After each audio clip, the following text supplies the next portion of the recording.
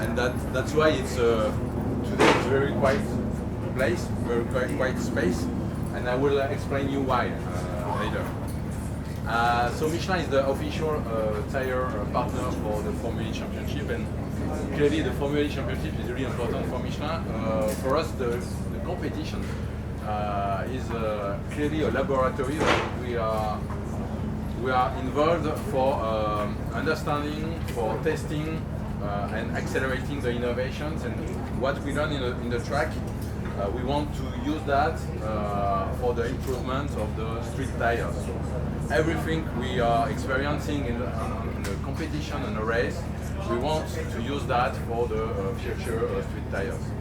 And clearly the Formula E Championship is a very good place for that, dedicated for the sustainable mobility, specifically in the cities, where pollution is one big issue, and electric vehicles is one solution for that kind of issue. And so the idea of Formula E is to accelerate innovation in the sustainable mobility, and for Michelin it was important to be involved, and that's why also the dedicated tire for that championship has got a lot of innovations.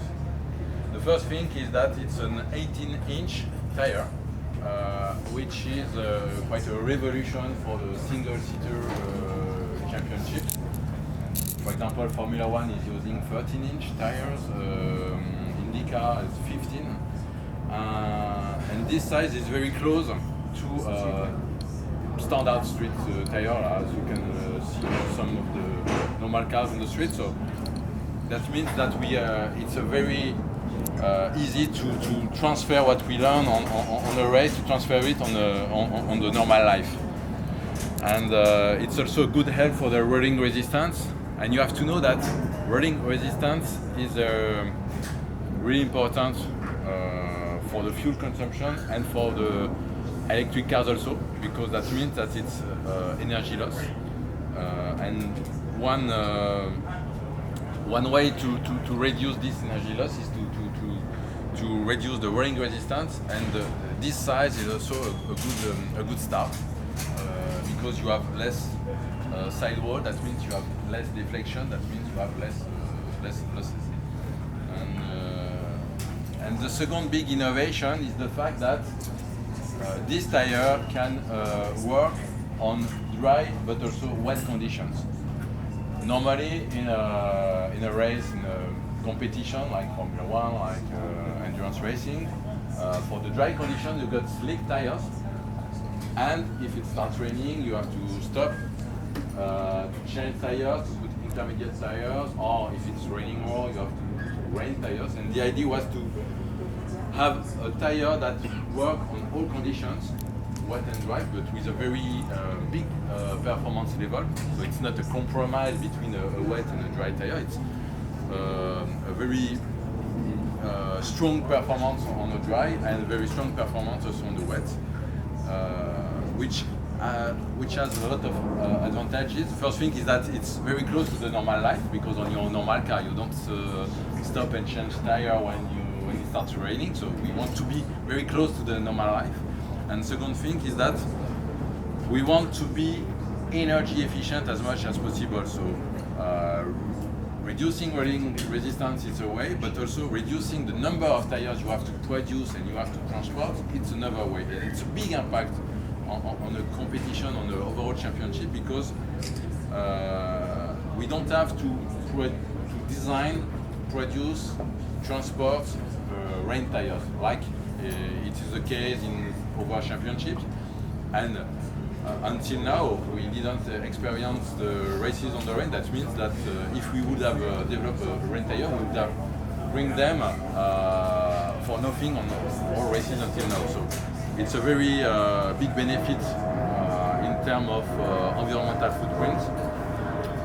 And at the end, we just have to bring 200 tires on each races, 200 tires for the 40 cars. Because also there is a regulation that limits a lot the number of tires that can be used during the race weekend. And in fact, each driver has got one set of tires per car for the whole race weekend. plus one spare per car. So that means with they've got 2 cars, so they've got 10 tires for the whole race weekend.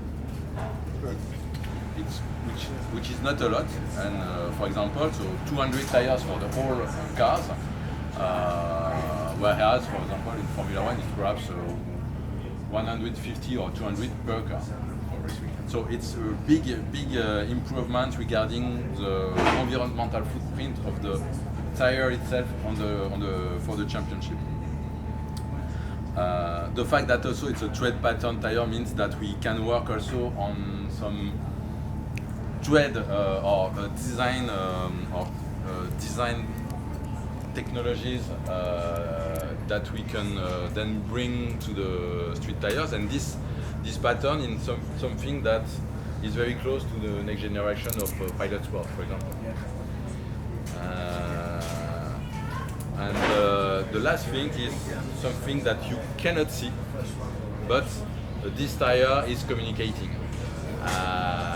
It is communicating by the way of a RFID for radio frequency identification device.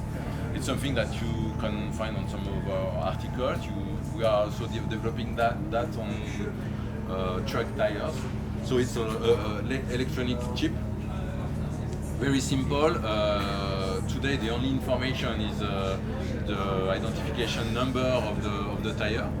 It's very efficient, very useful also for the scrutineers, for the FIA.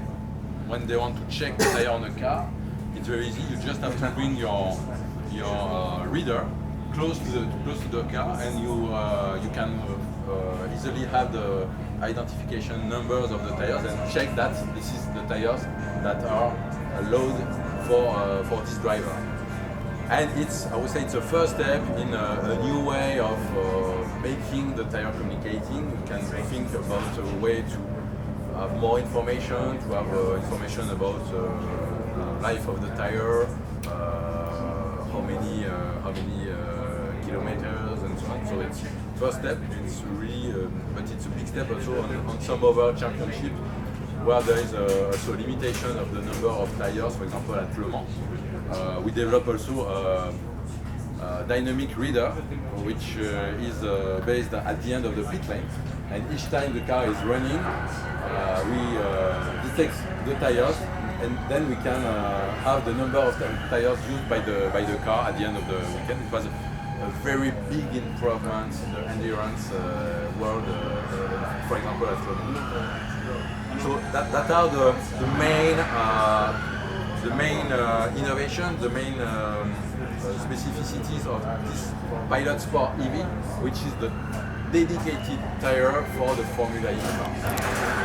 And because there is a very limited number of tires for each driver, that explains why it's so quiet today in that area, because as you can see there is a lot of machines to fit, to balance, to inflate the tires, but all these operations are made on the first day and Friday.